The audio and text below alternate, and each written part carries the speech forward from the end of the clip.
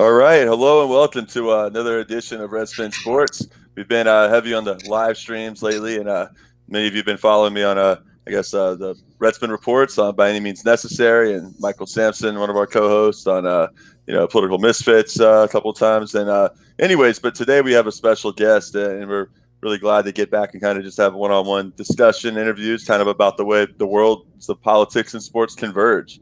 And today, we'd like to welcome Dan Kovalik to the show, who's the author of many books. Has been, graduate of Columbia University Law School.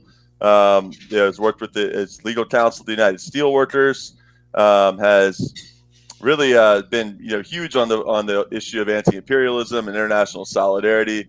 Constantly pointing out the contradictions and sort of the almost upside down, hilarious absurdities of all the talk of election meddling here in the United States. When you look at the the body of U.S. Work around the world, but of course that doesn't count, right? It's only what's between these borders, they would say, defenders of the empire. But nonetheless, he has worked. You look at taking on tort cases against Coca-Cola, petroleum companies like Drummond and Occidental.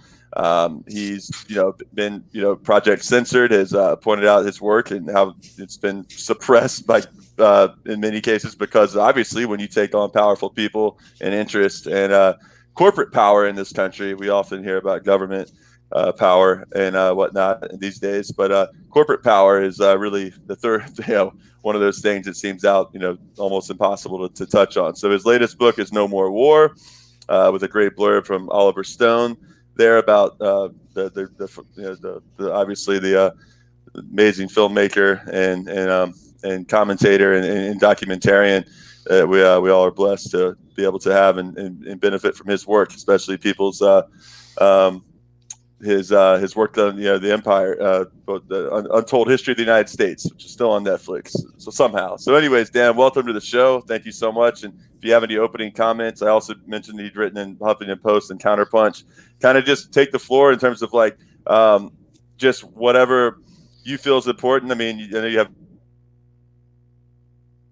the book No More War out, but also just sort of how you see between politics on the left and also the world of sports maybe converging, and also maybe your story going back to how kind of you came to be who you are today. Yeah, well, first of all, thanks for having me on the show. I'm really glad to be here. To talk about the old days at Moeller is actually a fun thing to do. Yeah.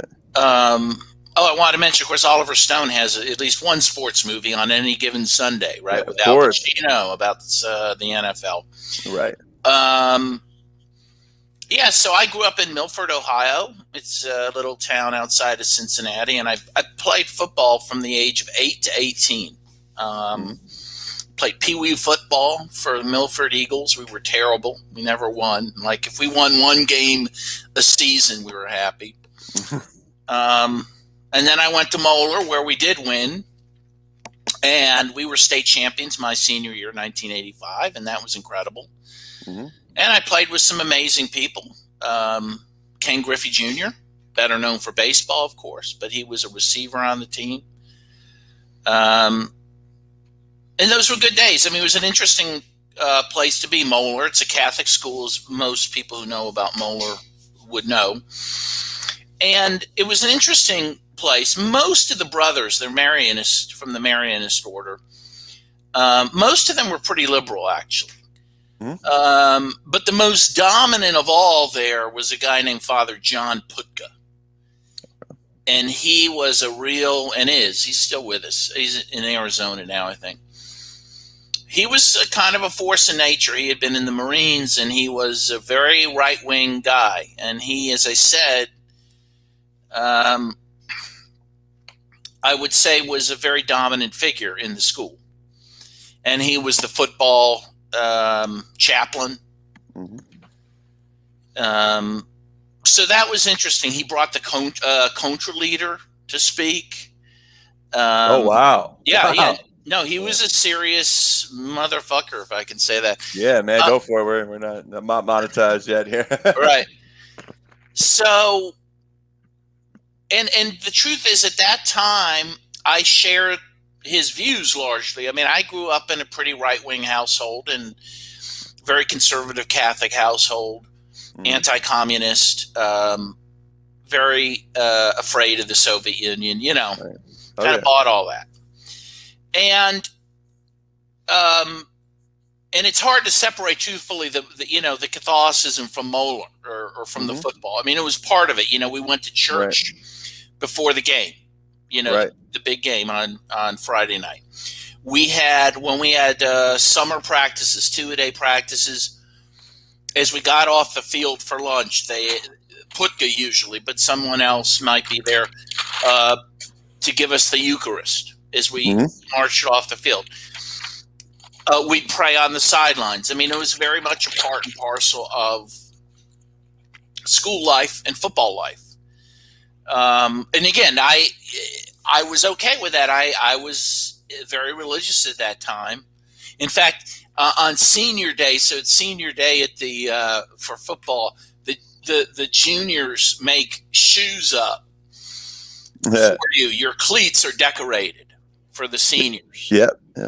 You know about that or that practice somewhere. Anyway, the guy who did mine made mine into a little priest vestment because I was so religious. So that gives you a little sense of things. But, the truth is, and again, tell me if I'm going too far afield of what I should be discussing. Sure. But the Catholicism ended up, leading me towards leftism. As it has others, Fidel Castro attributed his Jesuit upbringing to his social concerns. Would you say liberation theology played a big part in that? Yes, I got into liberation theology. And as I've told this story many times, but even before I got into liberation theology, even before I became more liberal and then left in my political outlook, I got very interested in Central America from a very early age, particularly after the murder of Archbishop Romero in San Salvador in 1980. I was 12 years old at the time. And that was a big deal. Like, that kind of shook my world because pretty quickly it was, even the U.S. media pretty quickly said that it looked like U.S.-backed forces were behind that, And he's a saint now, by the way, so he was declared a saint in 2019 by this Pope Francis. Right. And then, of course, a few months later, the four churchwomen were raped and murdered. And that was big news. I mean, everyone knew about that, and the Catholics knew about that, of course. Both events, by the way, are portrayed in a very good Oliver Stone film, Salvador.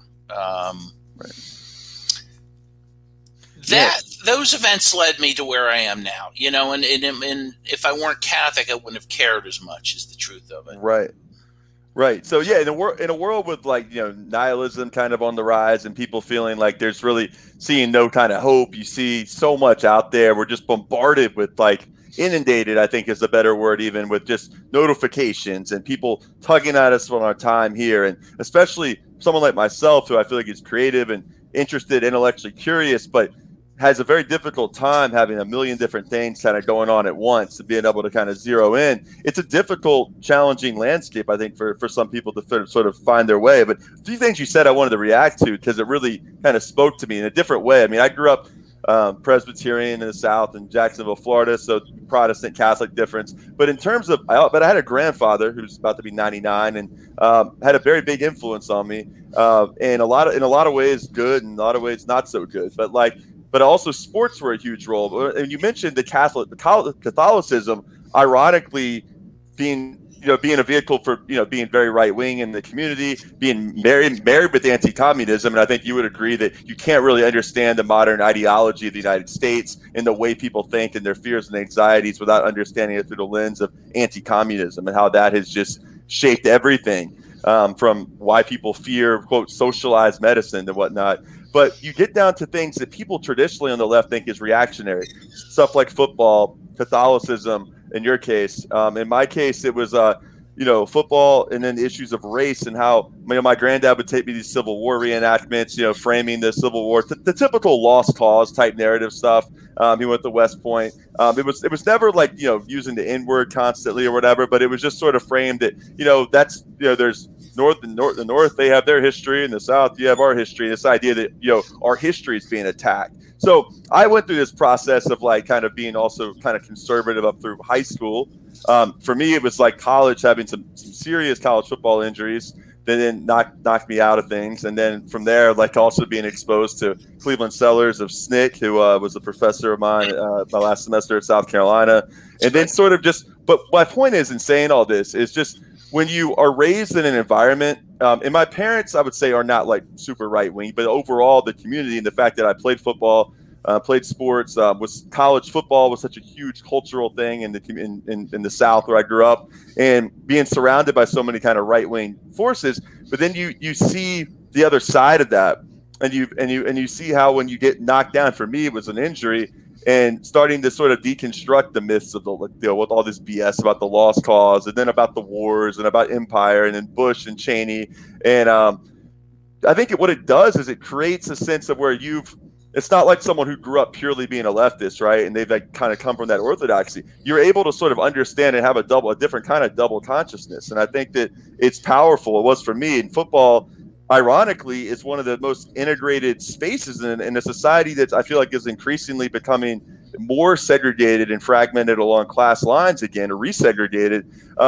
For me, growing up in kind of an upper middle class prep school in Jacksonville, same high school where Chipper Jones went, D. Brown of the Boston Celtics, for a little context. But it was a world that if I hadn't kind of gotten knocked down, if I hadn't played on AAU travel basketball teams, if I hadn't been exposed through sports and then had the exposure to people like Cleveland Sellers and others, you just see how people never break out of like the sort of rigid ideology that people are given. So my point is, the reason this whole show kind of came to be, friend of mine, Max Blumenthal, who's I love Max Blumenthal. Yeah, Max is yeah. But he really encouraged me with this because he thought that there was like a void, and there's always this idea that and I'm building up to my next question. Sorry, but I just kind of wanted to contextualize this and make the connection between how sometimes, when you see things for what they are, you're exposed to the most naked form of like, kind of reactionary politics. And then you see how that's all deconstructed. It's sort of like, I've listened to Oliver Stone too, and you hear about the disillusionment he felt and kind of having to work through that especially in Vietnam. Yes. Right. Being in the military. Being in Vietnam. Exactly. So then working, so on a much greater scale, but like working through that disillusion and then say, well, what do I go from here to try to build something new? So, I'm sure you've lost friends. I've lost friends over stuff, whatever, but you really realize who real friends are and what meaningful relationships are and which ones aren't. But I think that it's an interesting insight that ideologically in this country, the way stuff like football, the stuff like the church, religion, that are presented as apolitical, and we've seen this in recent years so much with the Kaepernick stuff and the way that the right wing reacts and the way they refuse to see the flyovers of games and all that as a sign of politics somehow. And it's just outright bizarre, frankly. Isn't that? I mean, that's not. There's no other country in the world that does that. We outdo North Korea in terms of the, militaristic, fetishism, that we have in this country. Yeah, absolutely. I mean, I grew up in Jacksonville, Florida. You have the Blue Angels were born there and the air shows and all. And it's like, that's apolitical, but God forbid you use a platform that you have to raise the attention to police brutality. Part of it is, I think, the customer, the white fan, maybe tell me if you think I'm onto something here, that goes to games. They kind of expect sacrifice is part of it. And part of the allure of football is we're a settler colonial nation. It's kind of baked into our DNA. But you're not out there on the frontier anymore playing those like racist games. Kids would grow up playing cowboys and Indians and whatnot, or even literally be out on the frontier being settlers, or, things have changed. But it gives a way when they go to a game to kind of recreate the experience of being like, feeling like they're in charge. They're the one who's paying money for a spectacle, and they expect the objects of their attention, meaning like, which are actually subjective players, to kind of reaffirm their sense of identity, to give them a sense of like, oh, I'm escaping from my life here. This is different. This is like a place for me to feel good. And I think that's where a lot of that like backlash comes from. Is that, I mean, I know you worked in the steel country, with these United Steelworkers and whatnot. I mean, maybe just real quickly, just sort of what are your thoughts about like where kind of ideologically the visceral type reaction and the hatred towards like player activism comes from? And can that just be traced back to like anti-communism, other forces? I'm just kind of curious ideologically where you think that kind of fan visceral hatred for, especially when it's minority athletes, black athletes. Yeah, I mean, I think there's a long history of resistance in sports, and as long as there's been resistance in sports, there's been reactions to that resistance. So of course you had the famous incident in 1968 in the Mexico City Olympic Games with the two African American runners who raised their fists with the black gloves on the medal podiums, and of course many Americans thought that was disrespectful, was upset about that. You had Muhammad Ali, who I remember I watched him fight as a kid. It was in his the autumn of his days. He was older then. He was fighting people like Larry Holmes and Leon Spinks. Right. But even then, I was very attracted to Muhammad Ali as a personality. I liked him. I rooted for him when I watched him. But my dad hated him because he opposed the Vietnam War, because he changed his name from a Christian name, to a Muslim name. By the way, I'm from Louisville, Kentucky, where he's from. Right. Yeah, absolutely. And so, I think, look, there's an ideological component to it. There's people who feel like they don't like people criticizing the flag and the country and the military. And they get upset about that. I think some of it is what you were saying. Some of it is less ideological. It's simply that, some person, and again, I'm not going to, I don't want to characterize who that person is, but, a fan is sitting down with a beer to watch a football game, and they just don't want to be bothered thinking about anything. And if you make them think about something, it pisses them off. They want to be entertained. They want, and the commercials, as we know, are just as much a part of the entertainment as the event itself. So I think that's a big part of it. As you say, it is a spectator sport. It is as you say, the customer is the spectator, and they don't want to be bothered while they're trying to have fun, essentially. Right. But how do we square that then with I guess it's just cognitive dissonance, I guess is what we have to chalk it up to. I mean, we've talked about this endlessly with different people, and you get different results. I think part of it is the fear that goes back to there's a fear of black masculinity in American society that goes way back. I mean, Scottsboro boys are a notable case, but so many instances of the idea of empowered. I mean, you saw with you mentioned John Carlos and Tommy Smith, Muhammad Ali, but this idea that they're not just grateful, they're not just out there to shut up and dribble, like Laura Ingraham said, but that not making the connection that, if they're, this idea of them being overpaid always fascinates me, because it's not like if that money's coming out of a player's salary who's putting their body on the line, who's, like you mentioned, and we'll get to Tommy Waddle, and we'll get to some of these other guys who've, the old phrases like, you got your bell rung, right? Which used to just be commonplace in football, I mean, you just kind of got roughed up a little bit, but now we know with CTE, right? That's a little bit more than just getting roughed up.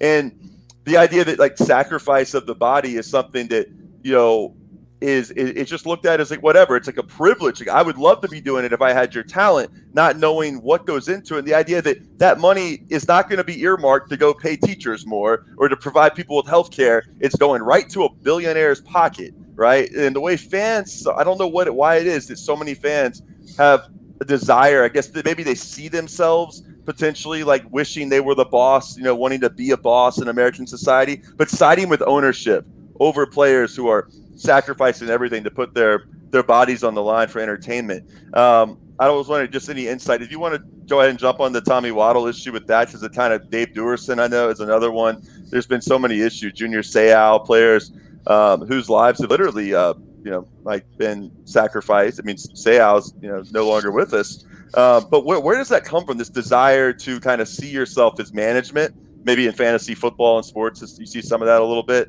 And how does that maybe tie into the larger struggle in the issues of labor solidarity we have and challenges we have on a larger societal level in terms of building solidarity around, trying to rebuild a fighting left, a fighting labor movement that can actually flex muscle and have credible strike threats and whatnot.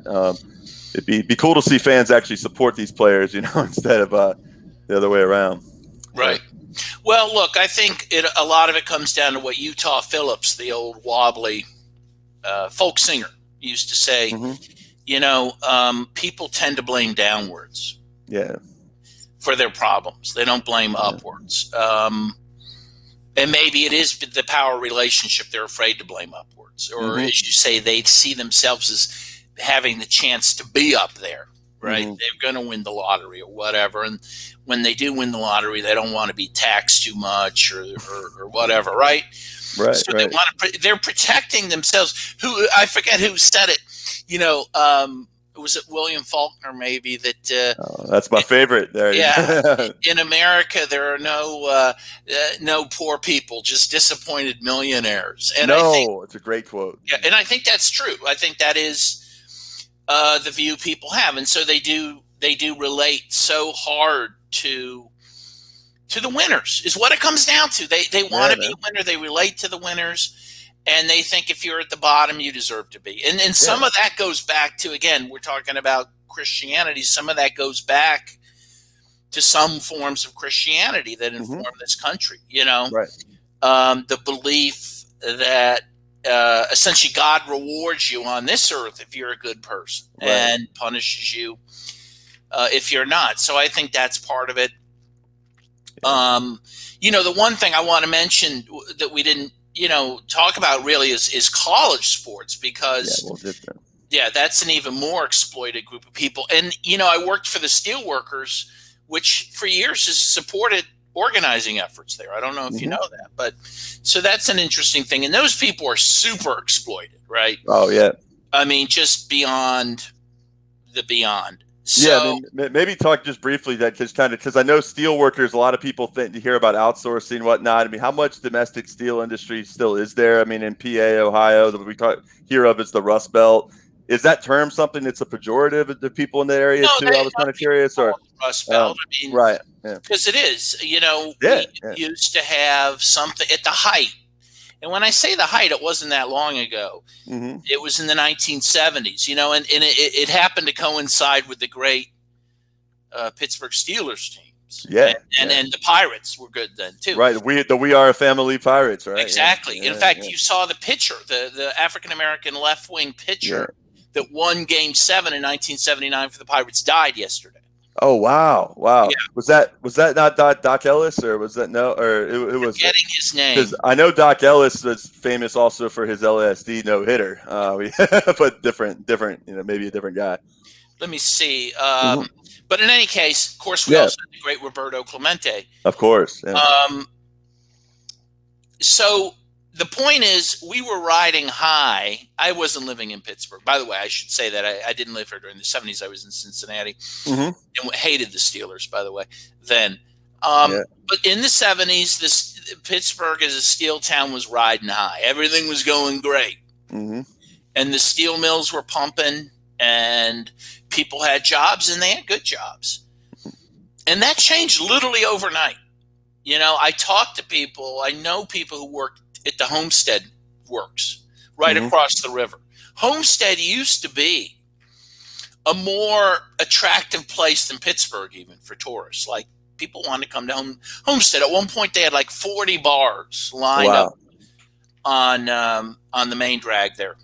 And the Homestead Works were one of the biggest steel mills, basic steel mills in America. And literally overnight they closed. Wow.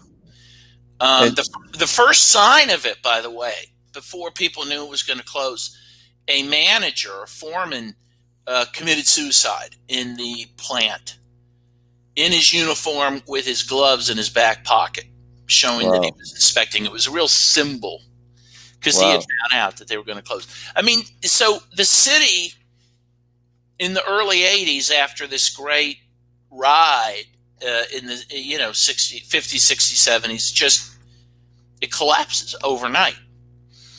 And I think people, who are younger don't realize. And that happened in many places, Youngstown and Canton, right. and Akron and Cleveland. Right. And now, Detroit, how much of this do you trace back to Reagan, basically, in the policies they're putting in place? Well, he put monetary places in place that helped bring that about. Right. He was incredibly anti-union, as we know. As one of his first acts was to fire the PATCO workers who were on strike, the air traffic controllers. It was very critical. But the irony, of course, is that a lot of working class people identified with Reagan. My family, on my dad's side, the Kovaliks, my grandfather's from Slovakia, but they were a very working class, blue collar family. Right. My uncle was a tool and die maker for General Motors for years. My other uncle was a postman. These are working class people. They were solid Democrats till 1980, and they all went over to Reagan. Your classic Reagan Democrats, right? They were Reagan Democrats, and a lot of Catholics went over because Catholics. There was more of a history in the past of American Catholics being interested in social issues, absolutely, being opposed to war, being supportive of unions, being supportive of welfare and social programs. Absolutely. And again, the Reagan Revolution, and it was a counter-revolution. It changed it again overnight. My whole family became Republicans for the most part. Wow. And I'm just curious, is this a backlash to the 60s? Is it a backlash to abortion? I remember it being that. Well, first of all, abortion, big. That was the gift that keeps giving, just an incredible bright line issue that continues to bring people to the Republican Party. But there was a reaction to the 60s. And again, I grew up in a home that vilified the hippies and the anti-war people. Okay. And I remember this, and I'm embarrassed to say this, but this is an important anecdote for how people were thinking. So in the early 80s, there was something called Preppies. I don't know if that is a word people know about, but people went from wearing, their hippie clothes in the 60s, disco clothes or whatever in the 70s, to wearing very conservative outfits. These sweaters with the alligator on them and all that. Would this be analogous to yuppies, basically? I mean, the same sort of thing, or would you draw a distinction sort of there? Well, what's that? Would you draw a distinction like preppies and yuppies? Would you say that kind of synonymous? Synonymous? No, very similar. But here's the point. From my perspective at that young age, from my conservative household, was relieved by the preppies. I thought, our national nightmare of people walking around barefoot is over. Right. And it was this cultural shift. And as you say, it was a reaction, I think, to the 60s. Yeah. You know what's fascinating? It just we got to get back on the schedule. Got to get back on track. My ADHD, man. But anyway, I got to say something. That Disco Demolition Night, I forget the podcast, but they Chicago, recently, in Comiskey Park, and I heard an usher. It was like a teenage black guy from the South Side talking about. I never really put this together, but he was talking about the level. It wasn't just like disco they were getting rid of. He said that the albums people were bringing in that night, it was like a sort of collective like rage against all things that were like not WASP, basically, or maybe black, that were gay, black, gay, anything. Wonder records in it was racial. It was like a race riot. Park. I guess WASP a little, because like the whole, people go back to 1960, and the idea of a Catholic president, but now it's like you see there's the Catholic Protestant divide. I mean, the right realized they had to consolidate that. That was part of the culture war sort of thing.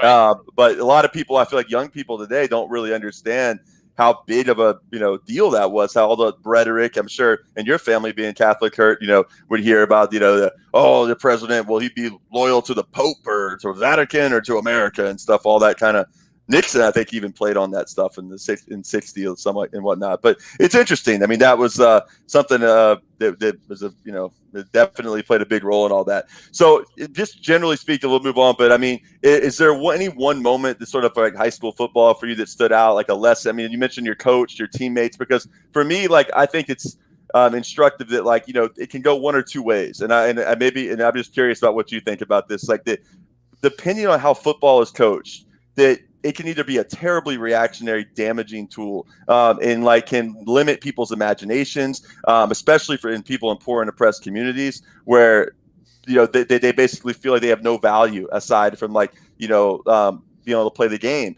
And what's so tragic at having coached at predominantly black high schools for a few years and in Jacksonville, Florida, and also here in Jersey City for a year, you see that last game on their senior day. And, realizing the vast majority of these players aren't going to go off and play college ball. And the sense of just like confusion and the lack of identity is palpable. The tears, kids that like pride themselves on being hard, tough, kind of like having this external veneer of toughness. And but so that can be bad. But I also feel like that in a society where where neoliberalism has like just atomized this, it's put us where it's like made solidarity a bad word. It doesn't have to be football. It could be other sports too. And there's other ways, but I feel like there's also something that you learned that has also helped me in organizing stuff, quite frankly, as I got older, that a sense of shared sacrifice, commitment, a sense of like being in something together, the sense of camaraderie you get for all like kind of going through a hard time, like going through camp in August together and pushing through and finding a way to get through that. There is something that's not terrible. Like, I mean, there's so many things to critique about sports, and I'm just curious about what your experience was more specifically, because I think I kind of, jumped past that a little too quickly. I don't think it was terrible. I value a lot of the things I learned. Mm-hmm. As you said, the camaraderie, especially at an all-guys Catholic school, is intense, Mm-hmm. And it wasn't bad. It wasn't a bad place. It wasn't like the place was divided up with, between the jocks and the nerds. Everyone got along. Yeah. And there was this feeling of shared purpose, and there was a feeling of individual self-sacrifice for the good of the team. Now, again, some of that was carried too far. You saw guys who were basically crippled before they even made varsity high school. Their knees were blown out. You had, a guy I played with, I saw him years ago. He still has his arm still messed up because he played in the state championship with a broken arm and a cast. Yeah. But he'll say to this day it was worth every second of it. He has no regrets. Again, maybe that's taking it to an extreme, but there is something to be learned from that, to play with pain, to play hurt, to play when you don't want to. I mean, that's the hardest part, when you have to get up at 5 a.m. during the summer to come to 2-a-day practices. And I value those lessons. I don't regret that, at least. And I miss the people, that I played with. I liked them. There wasn't one guy I didn't like. Wow, yeah. And again, I just felt like people were basically supportive of each other. It was a great experience. I mean, I know this is supposed to be a left-wing critique of sports, but I can't say that it was bad. I feel like we don't want to be too formulaic either, though. There's so many left critiques of sports, and I do that all the time. But it's also like, we don't want to be just contrived here, and I feel like we're fitting into a box. I think that if we're trying to reach other people, our goal, for me at least, like in doing this, is like, I think about the kind of kids who are now adults that I played ball with that, are not in good spots in their life right now, that grew up in oppressed, like, the Section 8 projects and really rough situations, who are been, locked up for various reasons. And also people that are working class and thinking of ways to organize people. And, people that are working class, proletarians, they love sports. I'm not a big pro wrestling guy or whatever, but a lot of people love that too. So I think that the way, instead of like, part of the reason the Democratic Party loses so much, and beyond just fundamentally not, being a center right or even right party, if you just looked at it objectively, now it only looks, I guess, somewhat decent in contrast to the absurdity, monstrosity that is the GOP, is that that that's a true thing. They're looking down on the feeling of like that these elites, coastal elites, like, think we're dumb, talk down to us. Of course, I think it's terrible. Right. I think it's terrible. The Rahm Emanuel view that your jobs aren't coming back. Thomas Frank talked about quoting that, I think, in his latest book. Thomas Frank, I'm all into him. Mm-hmm. Yeah. And And the one thing I want to say was it was probably the most integrated racially integrated experience I've ever had in my life was playing for Moeller, and that was very good in that way. I mean, and I worship some of those guys. I mean, really, to this day. Yeah. So yeah, I mean, I don't feel bad about it. No, I hear you, man. Tell me. I mean, I don't view it as like my glory days or something because I was not the best player. Certainly, I mostly at Moeller played on specialty teams, and but the chance to be with people who were elite athletes, was an honor. It was an honor to play with a guy like Ken Griffey, right? Yeah. So I was about to pivot there. So go ahead. Like tell me about the Griffeys and your relationship there. He was nice. I mean, let me just say he was a nice guy, and I think we know he's and Ken Griffey Jr., right, who was in Cincinnati, right, because his father was part of the Big Red Machine, right? Played for the Big Red Machine, which I followed growing up, and his dad used to pick him up in his Rolls Royce, and but Ken Griffey Jr. was the nicest guy. He was a humble guy. And he was a great athlete. He was a receiver, and when he turned on the juice, he was an impressive guy. The funny thing is, I didn't follow baseball, high school baseball. I didn't even follow Moeller baseball. I didn't even know he played it. Honestly, I just knew he was on my football team. But of course, he must have because he's a pretty good player. Absolutely. But, I was just going to share real quick as we're talking. I don't know. Can you see the screen here? But just showing some pictures of Griffey here. That's him right there. Yeah. And as a young man, you see Senior there, who was played along with Johnny Bench and so many other Pete Rose, of course, and Tom Seaver. Everyone on that team was a Hall of Famer. And you see there he is. That's Griffey's son now, who's a wide receiver. So. Yeah, there's a lot of in fact. Is he play for the Pittsburgh Panthers? No, like a Panthers. No, that was not a Pitt Panther. That must have been his high school there. Gotcha, Trey Griffey did play at Arizona for the Wildcats there. But anyways, yeah. But anything else on Griffey you want to hit on before we move on to? He was a nice, very soft-spoken guy, and I think he's famously a nice guy. He was the best player as we know, in the steroid years, and he didn't choose like the other guys. I mean, it was an honor to be with people like that. Sure. Well, how about this? Tell me about Percy Lee Snow too, because you mentioned him, and I'd love to hear about him. A funny thing is, so I'm wearing 33, but I also have a number 34 uniform. So, we played the state championship against Canton McKinley. He was the running back.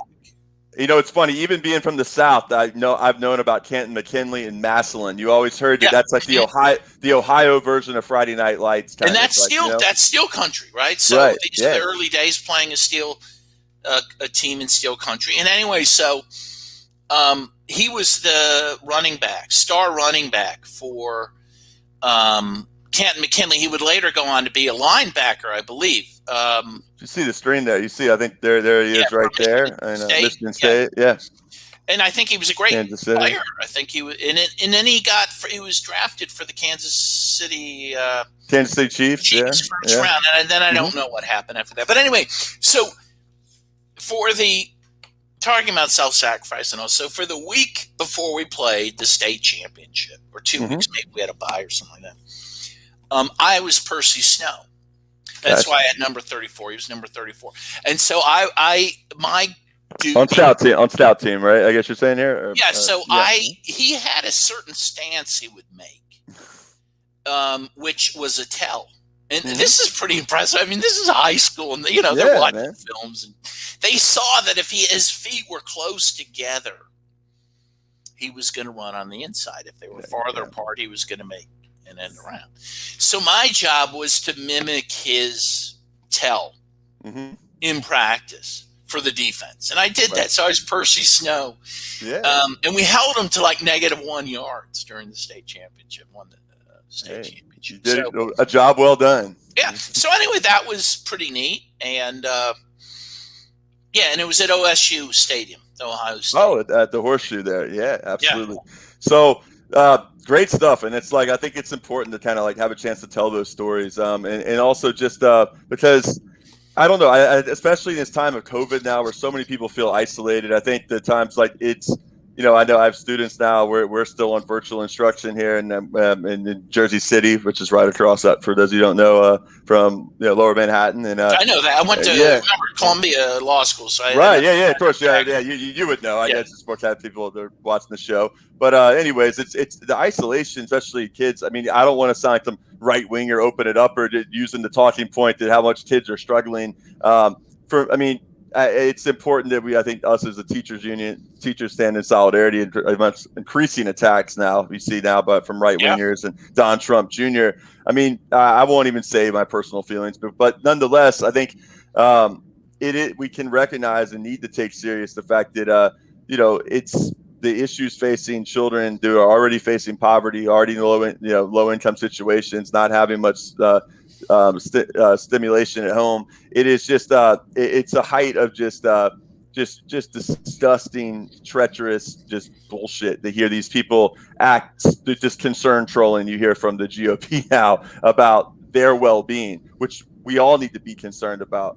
And it's a major thing, but you want to care about their well-being, you're going to pass COVID relief. You want to care about their well-being, You're going to stop spending money in these wars forever. You're going to stop Russiagating every 2 seconds to try to help the military-industrial complex eat up more money that could be going to help support their families, to help support the communities that have been ravaged by mass incarceration and all these other ills of neoliberal capitalism. So I don't know. That's kind of my rant on that. But let's switch real quick. I don't know if you saw this. But Keith Olbermann he's been going down a bad road for a long time. I saw something yesterday about him. Wow. Yeah. Just wow. I mean, so the little background here. So there's a hockey player for the New York Rangers name. And I'll go back to, I can share my screen here so people can see this and you can too, because I think it's really ties in. You've written a lot and talked a lot about Russiagate and kind of what purposes that serves but anyways,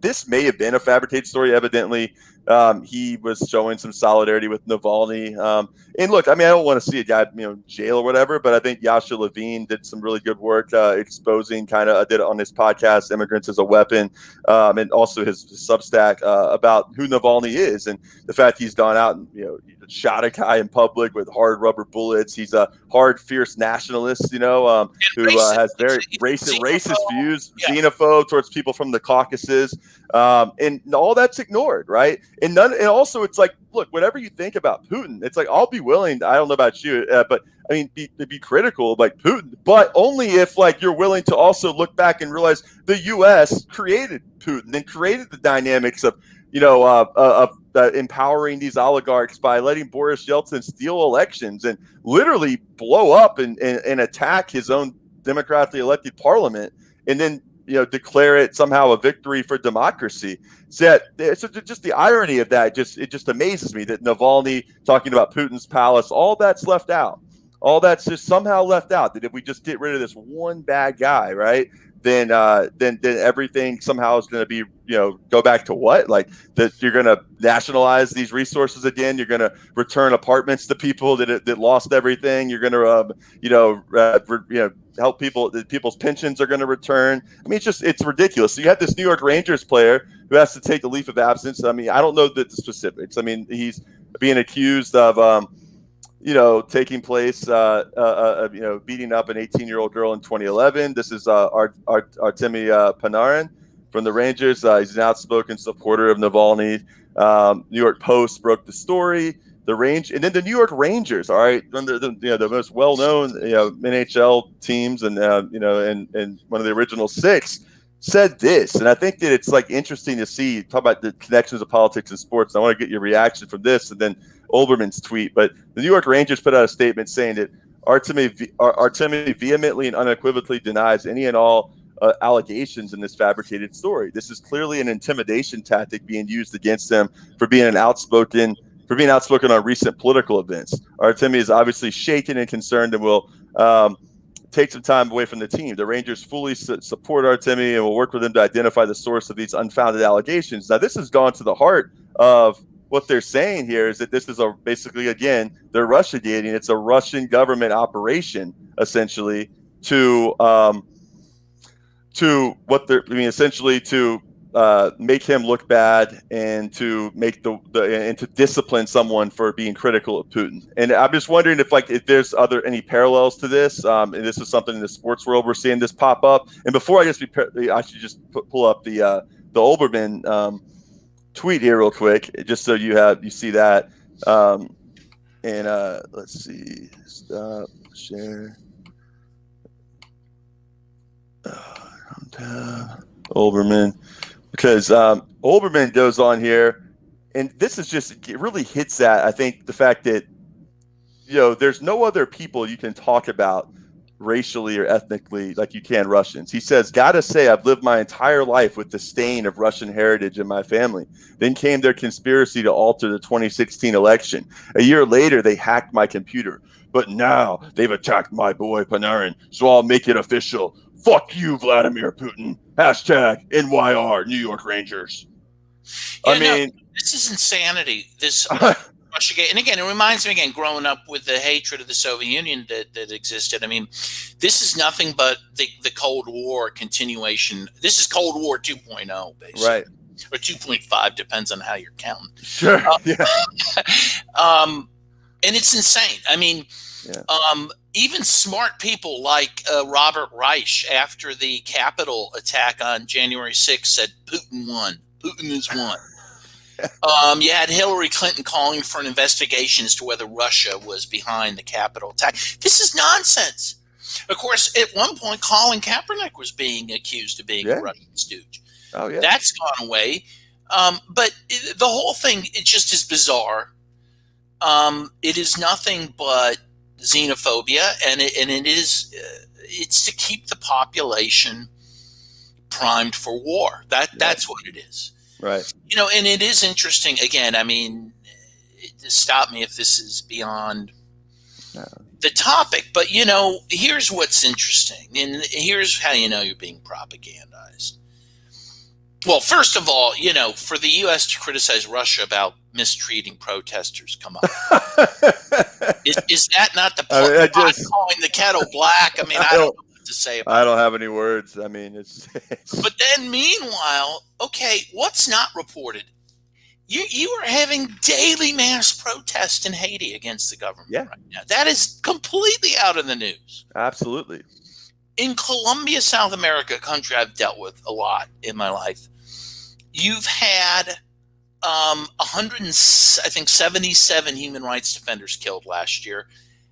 360 some were killed worldwide. Over half of all human rights defenders killed were killed in Colombia, South America. Do you ever hear about that on the news? Never. It's the things you don't hear about, the things that are emphasized versus the things you don't hear about. Why do we care about Navalny that much? Okay, I'm not saying it's not worth some news ink. It is. Right. But why is it every day? And why do we listen about him to the exclusion of listening about the neo-Nazis that are in the government in Ukraine? Or again, the repression in Haiti or Colombia or Guatemala. All of this is to stoke, hatred for certain countries, right? And it's very opportunistic.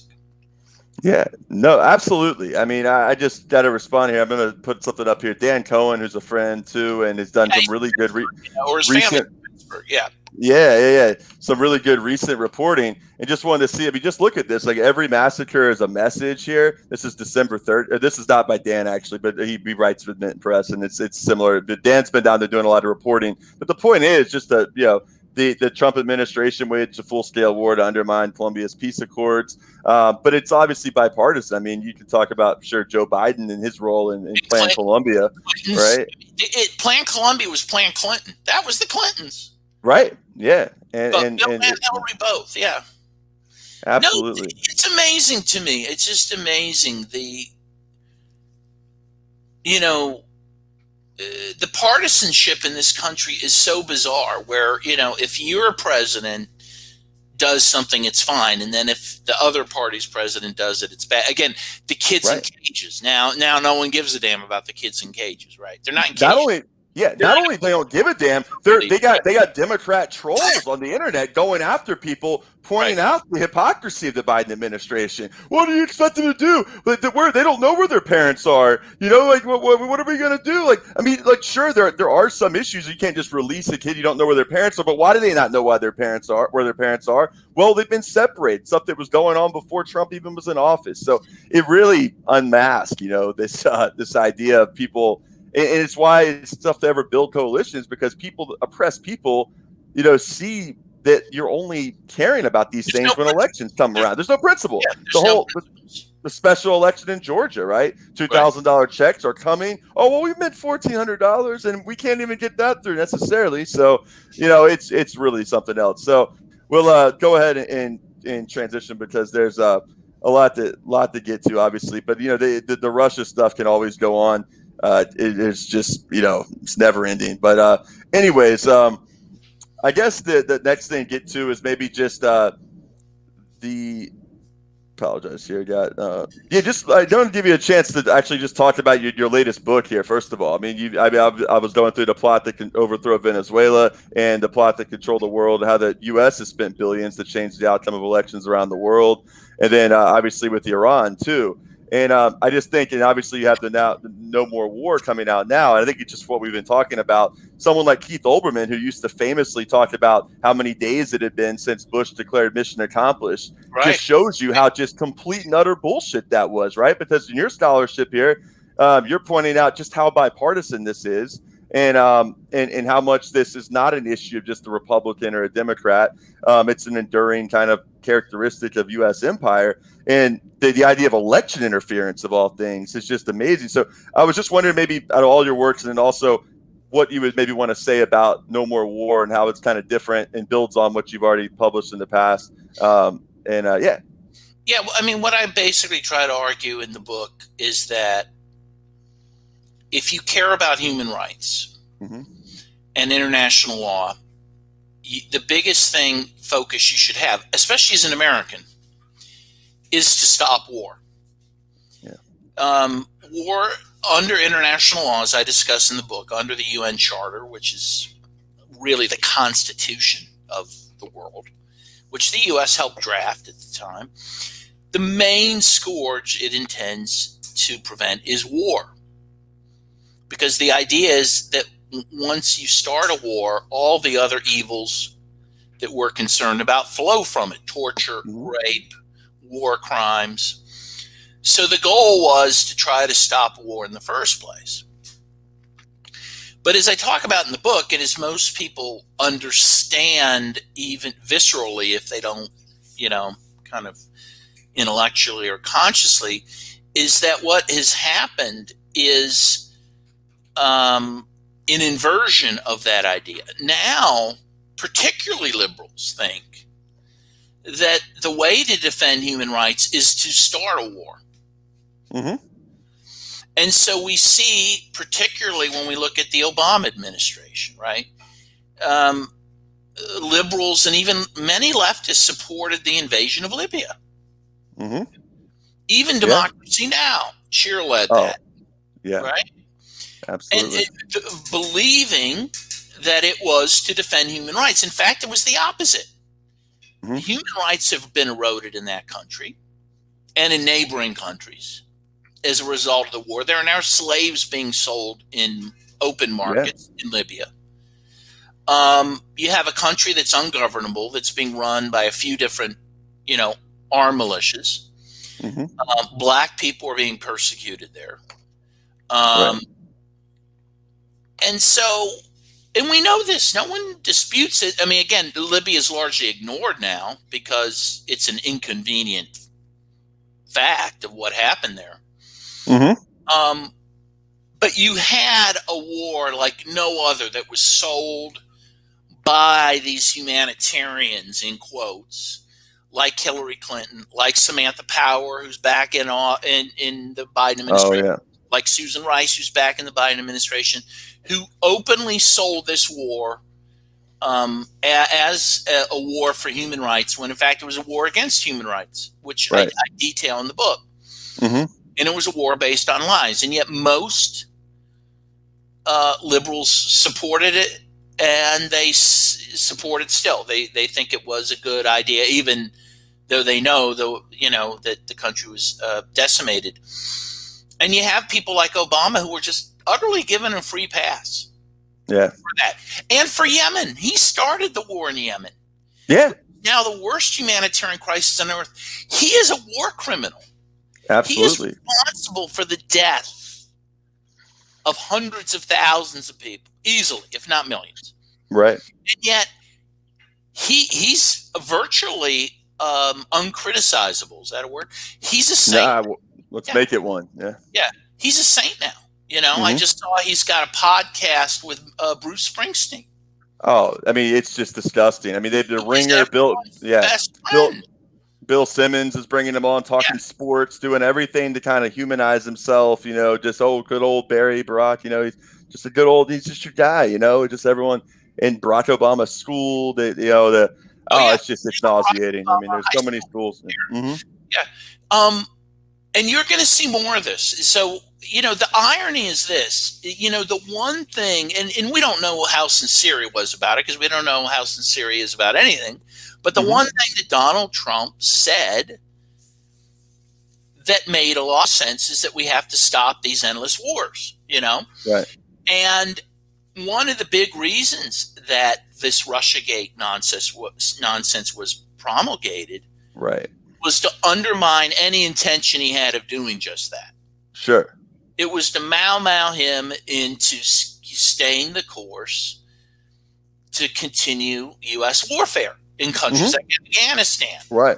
Where he was starting to withdraw. Biden's made it clear he's not going to withdraw, right? And there you're told we have to be there to protect women's rights when we're not protecting them now. In fact, as they point out in the book, and this is in a Time magazine article, Afghanistan is ranked at the very bottom, last in the world for women's rights. So, could it get worse? Yeah. I mean, So you have to bring some U.S. troops in there really to help empower women, right? That's just Well, and I have a whole chapter. The U.S. military is not a feminist organization, and yet we are basically led to believe that. If you listen to NPR, they had like a whole week where they talked about this girls' soccer team in Afghanistan, and the whole point of it was, isn't this great? There's a girls' soccer team, and if we leave, there won't be a girls' soccer team. There won't be right. What are you talking about? This is insane. And yet people, they buy this stuff. And so I think you're going to see more war under Biden. Yep. I think that he was picked because he's happy to do that. Picked by the ruling class. That is, that's the people who vet, Sure. Bernie Sanders was never going to be the nominee, and they kneecapped him. Well, but real quick, I got to interject. I mean, does Sanders, is he delusional, or was he like playing a role as controlled opposition? I'm still struggling. As part of me, I think he's a good, decent person, but at the same time, knowing what happened in 2016, was he gaslighting all his supporters to make them think I don't really think happened? so. I mean, is he really that naive? I mean, I'm wondering what your take is on that. Look, he came pretty close. I mean, at one point, it looked like he could have done it. I think he was hoping for a miracle, and I think it's okay to hope for miracles. I think he's a sincere guy. And I think he was the one person in America who could have, brought socialist values to the White House. Right. I think now maybe AOC is that person. I'd like to think, obviously there's things to criticize about her, but I think she's that person. But for a long time, Sanders was the only person, and I think, but what does it concern you too with me? Because I mentioned Max Blumenthal, and we talked a lot. And one thing that he and I were kind of hitting on recently is just how AOC has such a following. What she could do. I think that in the sports world, LeBron James, what he could do with just a single tweet. Look at what he did with the China stuff. And regardless of what people think of China, it's clear that the elites in the U.S. are completely pushing these stories, as if suddenly the U.S. cares so much about the rights of Muslims, right, in Western China. I mean, as if, or anywhere in the world, right? The U.S. has killed 4 million Muslims since 9/11. I mean, right. And you have Mike Pompeo going around, like before he left office, talking about this stuff. So it's just when the thing that concerns me as AOC's, I guess, is it just she's playing the game? But when she ran, she said, like, we have to, part of the appeal was not to be the same. Even if you're a one-termer, you're going to stand on principle. You're going to force votes and whatever people think force the vote. I'm not trying to get into that. But the lack of international solidarity. I mean, Max asked her a question before the pandemic was outside, and he was outside the office about Venezuela. She just will not touch it. Yeah. And it's like, is it just playing the game? Is it committee chairs? I think it's playing the game. Yeah, look, I think she wants to run for senator. She probably wants to run for president. Mm-hmm. And again, how it works is the only way that's going to happen, realistically, is for her to accept certain basic premises of the empire. Mm-hmm. And if she doesn't, she's done. There's no way she'll move past the House of Representatives. She'll end up being like a Ron Dellums or something, which had a very proud history. But I mean, she knows she'll be relegated to the House. Right. And is to quote Lyndon Johnson, the difference between the House of Representatives and the Senate is the difference between chicken shit and chicken salad. Oh, yeah. She wants chicken salad. And so I think you'll probably see more compromises there. So I guess it brings to the question then, how much can be achieved through electoral politics versus does the essential task to the left need to be rebuilding a militant labor struggle, around unionizing Amazon workers, around unionizing, all sorts of gig workers and whatnot.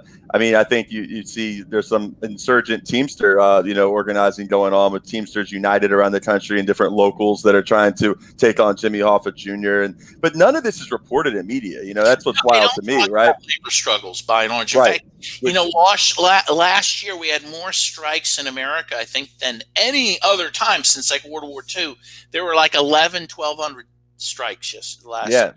But you wouldn't know it, by paper or listening to. No, which brings me to a sports connection, which is one of the only spheres, one of the only places in U.S. society where they will cover collective bargaining contracts is in stuff like sports, and so that's why I see there being not just my own personal interest, but a strategic window that you see people like Justin Jackson, who went to Northwestern University, who's become very outspoken as a running back with the Los Angeles Chargers. I think he might have a little more resistance if he was a quarterback, the face of a franchise, Colin Kaepernick was.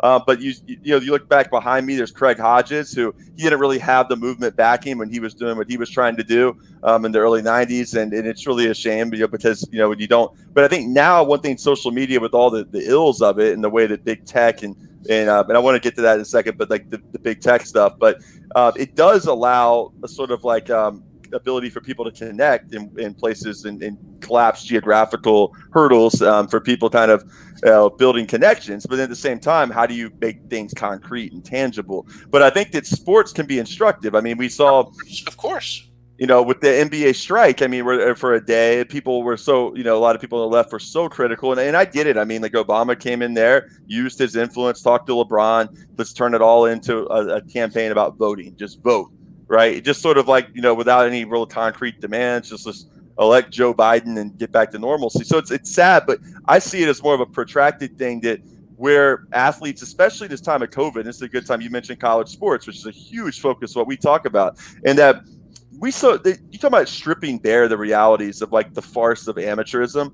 It's nothing like what this last year, nothing could have done it like this last year, because you had all the glamour and glitz, the whole big man on campus type, sense you get of, playing at, the packed horseshoe in Columbus or in Tuscaloosa at Bryant-Denny Stadium, and having that feeling that kind of, it's what made me want to keep coming back and pushing through injuries to play college football, to get that kind of chase that kind of drug almost, something that I grew up watching big games and I pay the price for it now with a degenerative back and issues like that. But nonetheless, this last year, all that was gone. And yet you had D2 canceled, you had Division III canceled, you had all these the leagues and non-revenue sports canceled, but we're playing football. in front of empty or filled stadiums. Now in the Southeastern Conference, they were maybe a little more than semi-filled in some places, but nonetheless, like, you are doing this for what at this point, right? You're all the resources being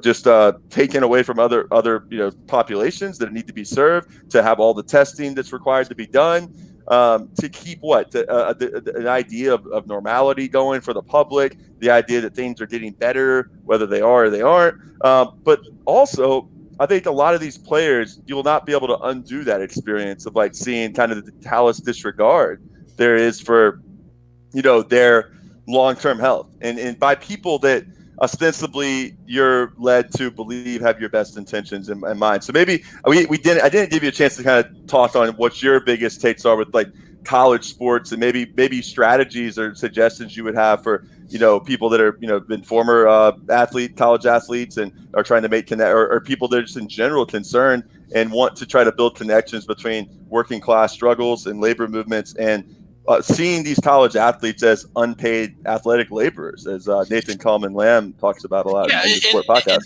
And they are, again, they're maybe the most super exploited people in America, because you have players who are paid nothing, who are making billions of dollars of revenue for these universities. They really keep these universities running. I mean, basically universities now are football teams posing as a university. And then their coach will make $1 million or whatever. The president of the university will make $1 million, and they're getting nothing. And then, of course, if they get hurt, and that, especially in football, is a real possibility. Every time you go onto the field, that's a possibility that you're going to have a career-ending. I mean, Dan, just think about it. This book here, it's just nothing but good, clean violence there,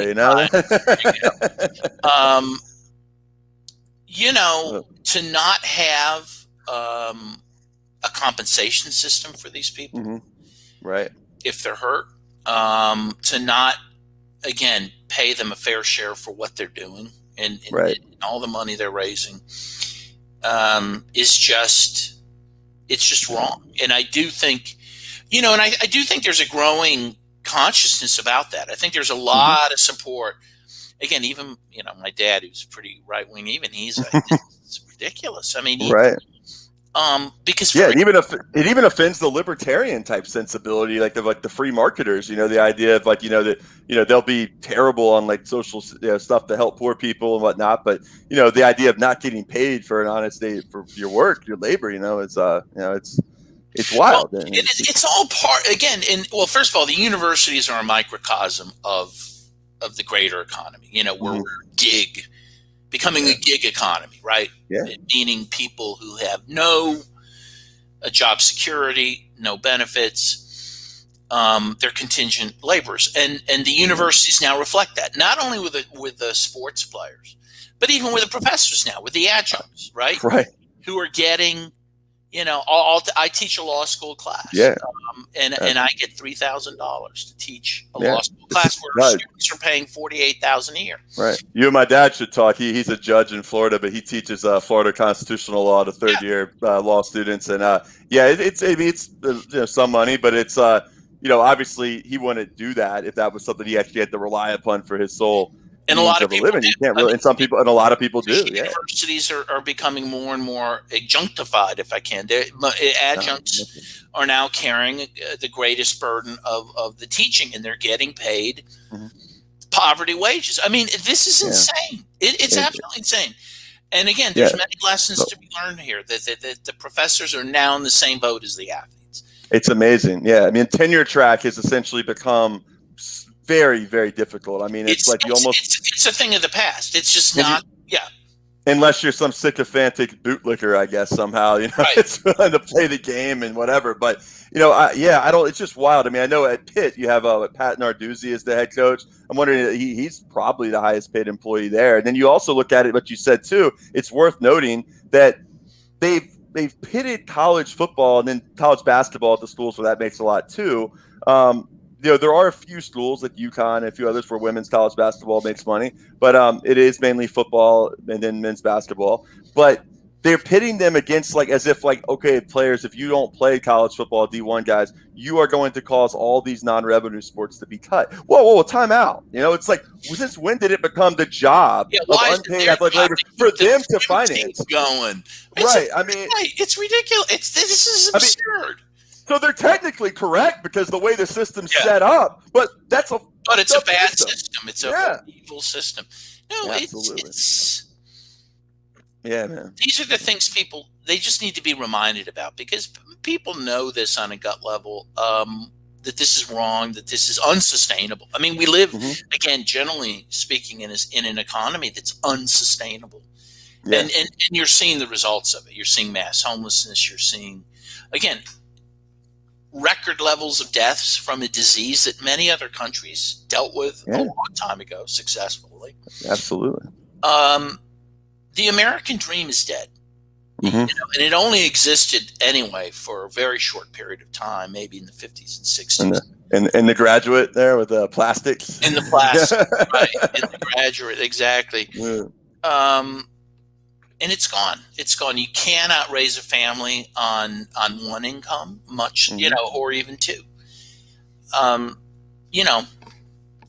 I think people realize that they just don't know how, what the solution is, but.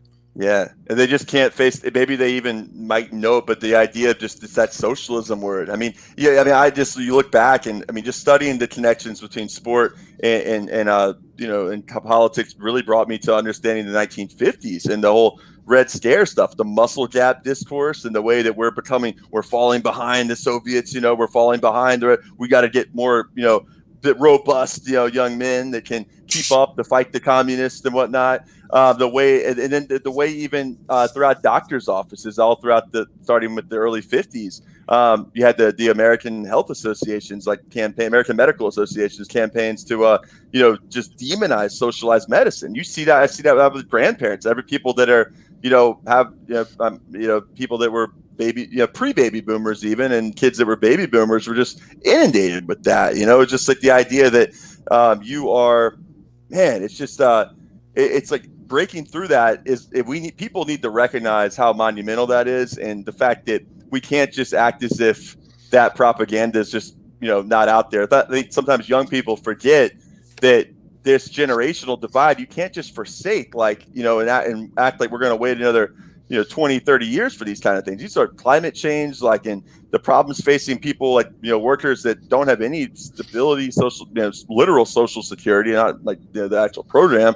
It's, if you don't actually reach out, and that just troubles me. I mean, I hope the best for AOC, and I want to see that, but it's like, if they're not willing, I get it. You got to play the game to some extent, but what are you actually doing if it's just playing the game? And how is it different if you're not going to point out the absurd contradictions in the US is demonizing of Venezuela while just being totally silent on Colombia, or saying nothing, demonizing Cuba and saying nothing about Haiti, who this guy who's in charge now, it's just the neoliberal austerity on steroids down there. And so anyways, it's just, I don't know, it's frustrating, obviously. No, it is. Although, the truth is that, you mentioned there is Medicare for all propaganda, but still 67% of America wants it. I mean, the thing is, these are, if we can reunite on these issues, I think they are winnable, Yeah. And again, I think we have to find those issues that we can, that people want. Chomsky said that for years. The polls show Americans, by and large, are pretty progressive on all the issues. They can be manipulated based on a lot of things: racism, xenophobia, religious issues, abortion. Fear of communism, right? Yeah. Fear of. But when asked issue by issue, they're pretty good for the most. Yeah. It just shows you the power of media, right? And it's why we see the gatekeepers trying harder than ever. I know I've kept you already going over an hour, so I want to maybe in the next 10 minutes wrap it up. But a couple of things we mentioned, and I barely kind of went by with Tommy Waddle. I want to talk about Tommy Waddle. Tom, because like it ties into the larger concussion problem. We had Vincent Jackson, who was a 3-time Pro Bowl receiver for the Chargers and Buccaneers, die a week ago after police said he was fine in Tampa. Clearly was not fine.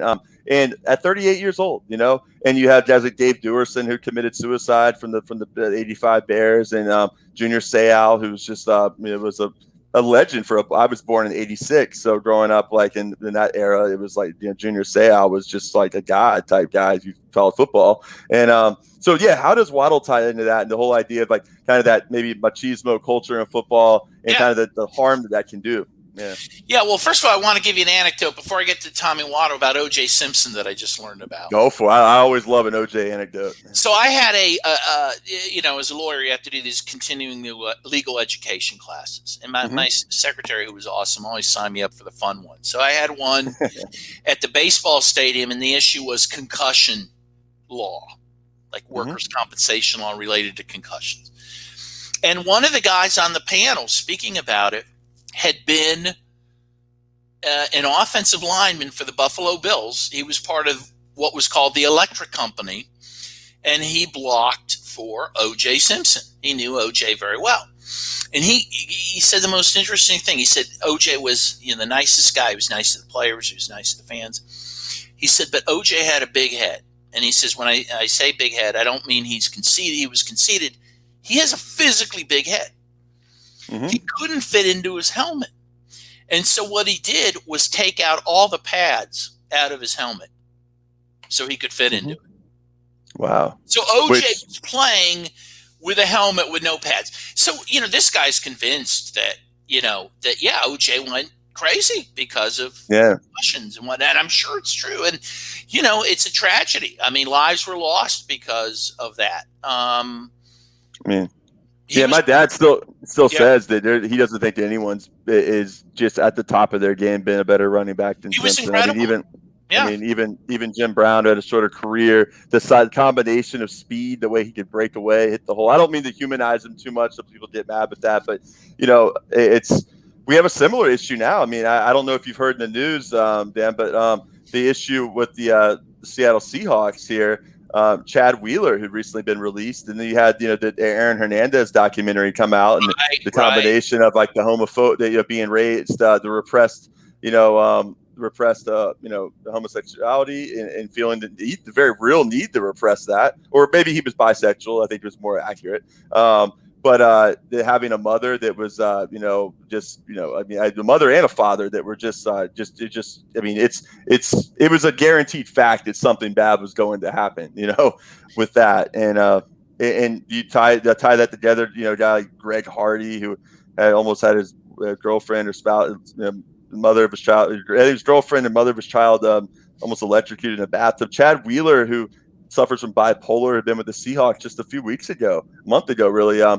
Went from being this sweet, nice boyfriend they've been dating for 6 months, and then the girl said that just one night his switch flipped and went batshit, man. And so Tony Brown too. Some of the weirdness he's shown is probably concussion related.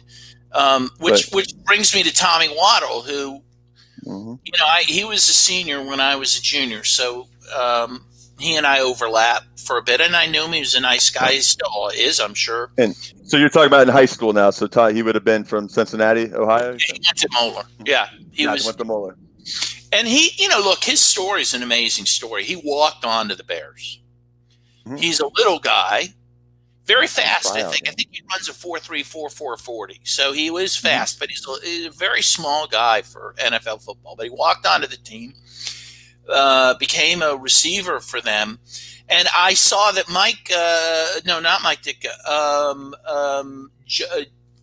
Madden, I believe, John Madden ranked him as one of the top 10 Chicago Bear receivers ever. Okay, which is huge.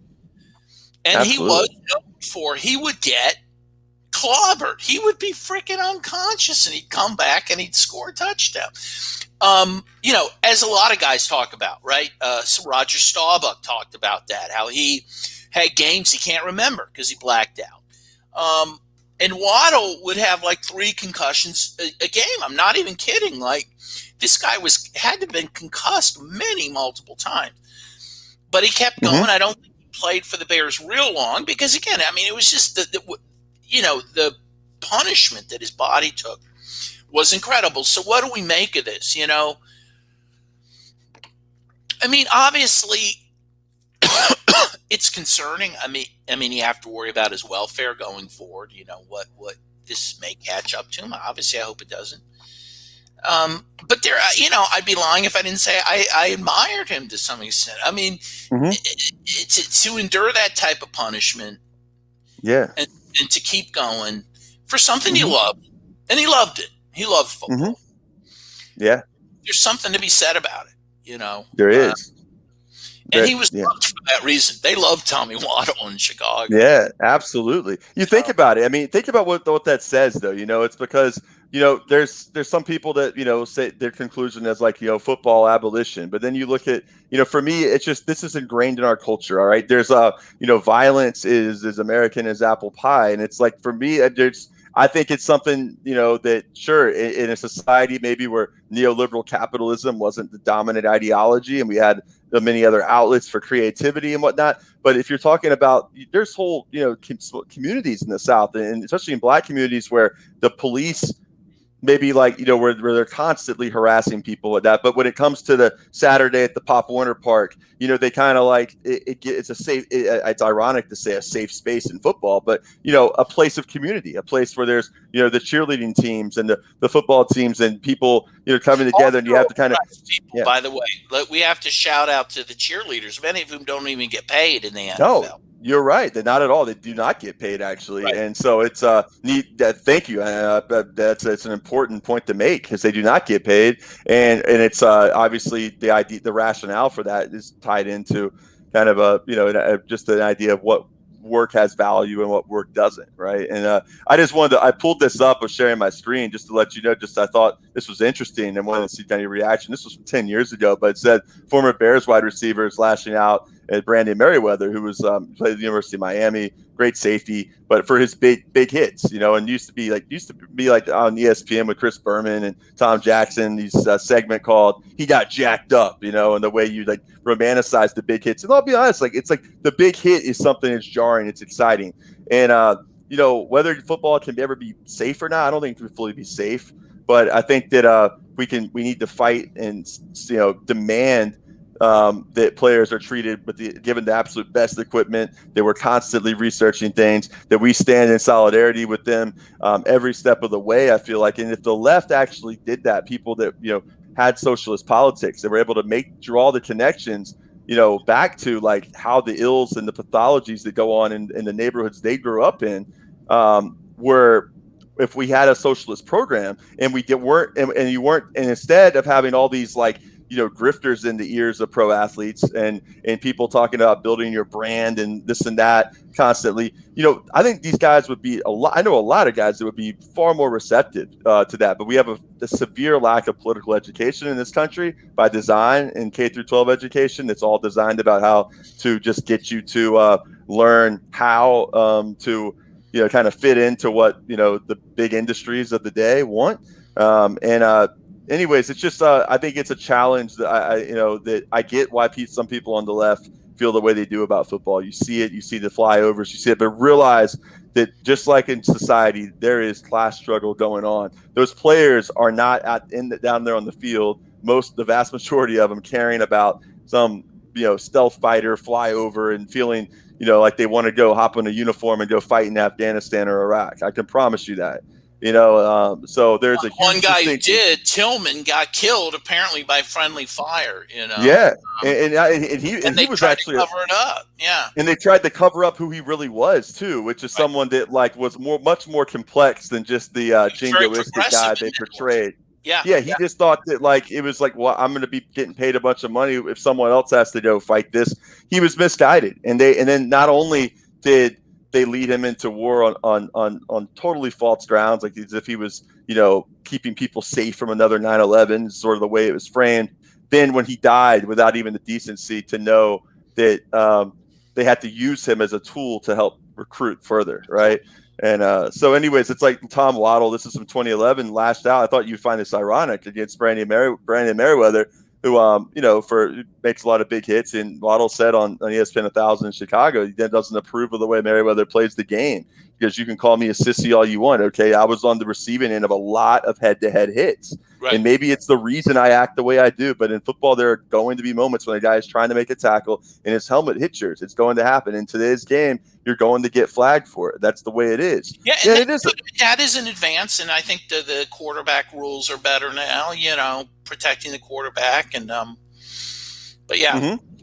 It's going to be, the violence is going to be part of it, but it's like, I think the reality though is that, it's unfair to defenders sometimes. It's like, the receiver can like move his body, whatever. You're trying to hit a moving target, and sometimes, but you do have to, I think, throw the flag on that kind of stuff, because at a younger age, teaching tackling and the way you teach tackling and emphasizing it at a very young age, that your head's up at all times, see what you hit, are critical things for people that still do feel comfortable letting their kids play ball. Yeah, and if I can say something again, that strikes me a lot, and I know we're nearing the end here, but the thing that strikes me a lot when I watch football, and I do watch football, I enjoy football, and I have found it to be a panacea during the pandemic. Again, I'm totally honest about that. I second. Same here. But the thing I notice all the time is opponents don't pick up their opponents from the field anymore. When I was at Moeller, one of the things that was very, very important, and again, this is why I feel I learned great lessons, was you knock a guy down, you pick him up, and you pat him on the butt.